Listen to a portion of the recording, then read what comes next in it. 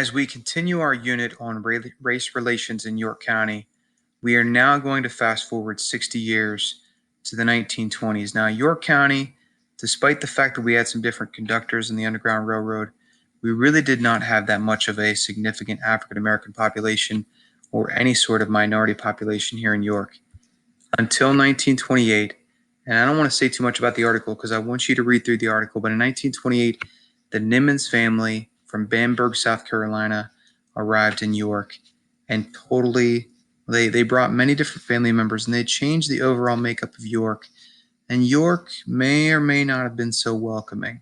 And so I want you to see the history here of how we're connected to Bamberg.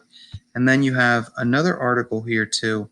And just in recent history, if we started to really dig deeper into this topic of something called redlining, and that has to do with where certain people were allowed to get a loan for a house and where some people were allowed to live.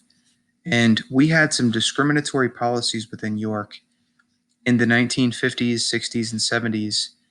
We don't have them today, thank goodness, but York County still sees effects from the different housing discriminatory policies that we had back in the mid 1900s. So York County is a better place today, but it doesn't mean we didn't have a rough past or something that is kind of questionable. At the end of taking a look at these two articles, make sure to complete the form for me. And the last question has a bit of a reflection there for you that I want you to really consider. So have a good one. Take a look at those two articles, fill out the Google form, and I will see you next week then. Have a good one.